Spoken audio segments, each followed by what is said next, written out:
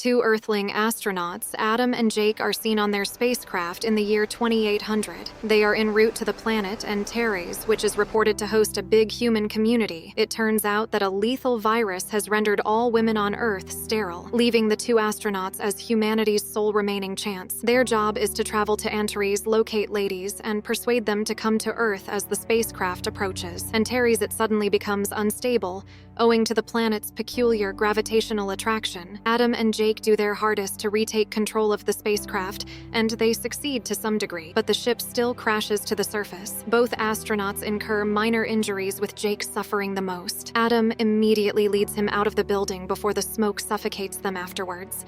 An aerial view of the planet Antares is shown. It is a desolate wasteland dominated by enormous rock formations and devoid of flora. Adam performs surgery on Jake's wounds and injects him with a futuristic syringe that immediately cures him. Suddenly, a dog's bark can be heard throughout their conversation.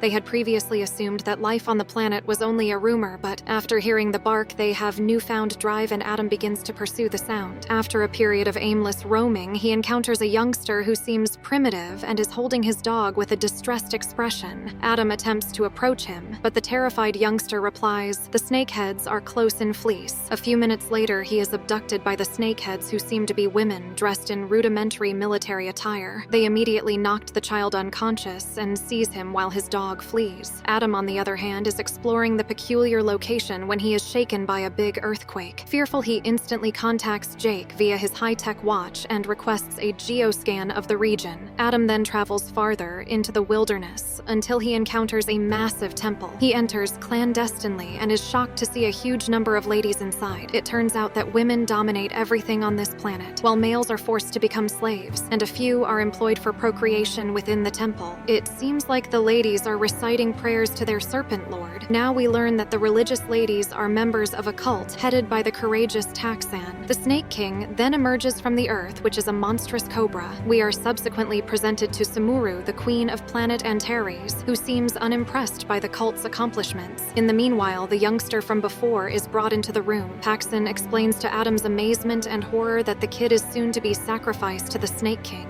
Hearing this, the boy's sister, Dove, one of the queen's troops, begins battling with members of Taxon's cult. It is revealed here that the ladies inside the temple are split into two groups, one of which works for Taxon and the other of which follows the queen, while everyone watches. Dove continues to battle alone, and the Snake Lord suddenly swoops down and devours one of the cult members, an outraged Tax, and orders her women to grab Dove, but the queen prevents them, stating that it was self-defense.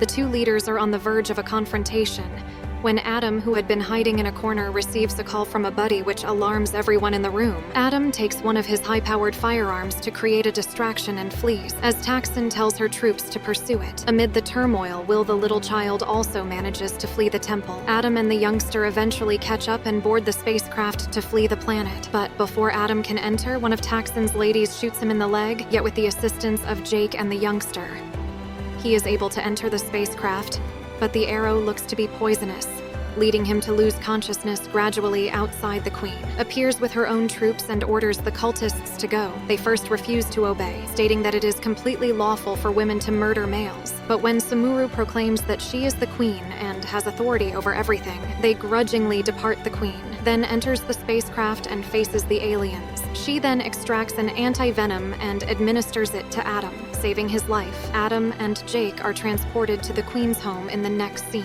where they are able to meet secretly. Jake tells that prior geoscans, he did reveal that the Earth is dying, which explains why there are so many earthquakes. The planet has a maximum of 2 months until it self-destructs. Adam is later brought to the queen's room for questioning. He identifies himself and indicates that he is from Earth. In addition, he asserts that the inhabitants of Antares are descendants of Earthlings who were dispatched on a terraforming mission. 1,000 years ago, they published their results frequently for the first century, but discontinued all contact afterwards. They did not attempt to discover anything about their people in Antares, since the planet had also experienced a bloody conflict. The queen is stunned upon hearing this, but she accepts the allegations, since their folklore includes the planet Earth. As their conversation continues, the subject of snake cult is brought up. Queen Sumuru says that as a result of the repeated earthquakes, the populace resorted to religion, paving the way for Taxon's ascent to power. She hails from an exceedingly aristocratic family, and felt she was meant to become queen, but she was not elected by the people. This is why she has been amassing cult members, so that one day she may ascend to the throne. About the enormous cobra, it suddenly arrived from nowhere. Adam, stunned by the disclosures, attempts to explain that the Earth is dying, and everyone must escape immediately, but the queen refuses to listen to a man. Instead, she begins discussing why men dominate in society. She says that eons ago, the guys caused a massive flash of light that murdered a significant number of people. Since then, women have seized control of the country, and it is permissible to execute recalcitrant males sometime afterwards.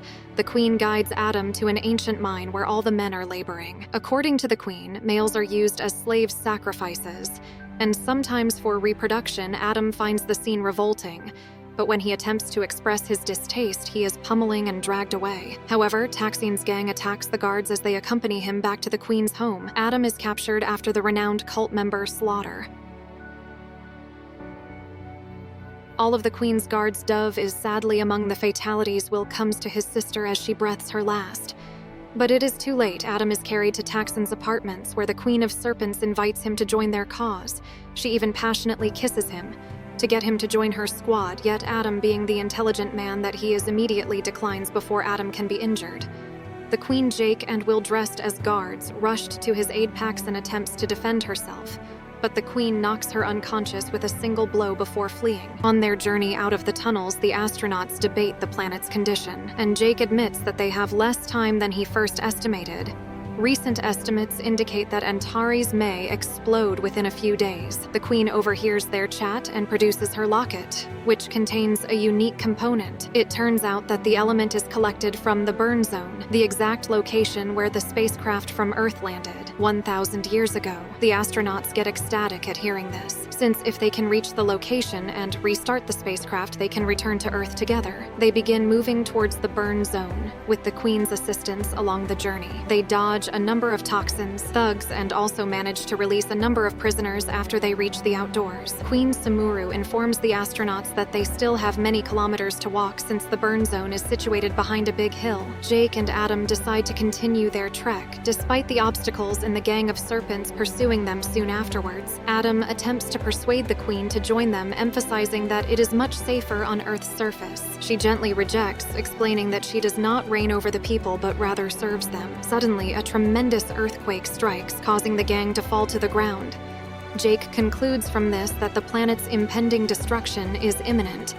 As Jake analyzes the man's skeleton, he discovers that he died around 900 years ago, the same year humanity arrived on Antares. Upon further investigation, he discovers that the majority of the guys killed as a result of a solar explosion. Hearing this, the queen understands that their ancestors seen the same flash of light decades before, as the source of the light was natural. The guys were in fact innocent, hence their religion, which taught that men are harmful and bad, was based on a falsehood for all these years. The queen is devastated by the discovery, but the guys urge her to keep going since time is running out. In the next scene, the gang ultimately exits the burn zone, which looks to be a vast spaced own. Jake and will attempt to restart the engine from the control room, while Adam and the queen engineer the controls in another chamber. After much effort, the astronauts are able to reignite the engine, but Taxon and her thugs have already arrived. Adam, using his high-tech devices, manages to detonate the majority of the Wicked Ladies during the ensuing bloody conflict. Now that only Taxon remains, she dares the queen to a fair one-on-one battle, and the latter accepts that initially the two are well matched, but the queen quickly wins the upper hand with her excellent battle tactics. The wicked Taxon, realizing that she is likely to lose, pulls out a knife and leaps forward in an assault. But the queen again effortlessly defends herself after thrashing the Snake Queen for some time. She electrocutes her to death by throwing her against a generator.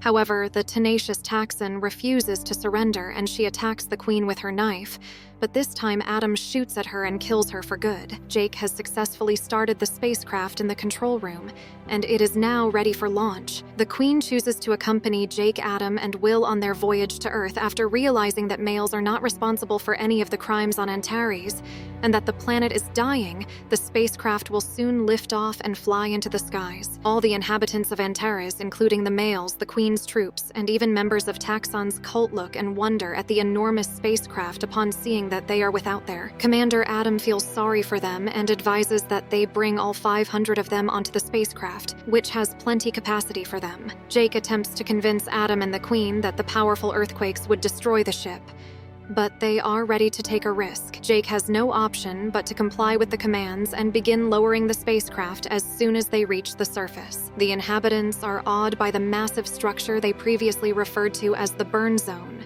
The Queen Sumuru walks outside and commands everyone to board the ship, stating that their world is soon to perish, and that they are thus traveling to a distant planet. There will be no gender, racial, or religious difference among the planet's population. Hearing this, the populace becomes enthusiastic and instantly boards the ship. Yet before Jake and Adam can drive the spacecraft away from the planet, a tremendous earthquake shakes the whole population. As they peek outside, they see a monstrous snake attacking one of the ship's propellers. Adam instructs Jake to put maximum thrust to the propeller. As time runs out, thankfully, as soon as he accomplishes this, the snake retreats due to the flames emitted by the propeller. With this, the spacecraft finally departs the planet, Antares for all time. In the closing scene, a lady enters the control room and returns Will's missing puppy to him. The dog was apparently rescued by the lady who also concealed it from Taxon. The film concludes with everyone in the control room playing with the puppy as the spacecraft returns to Earth.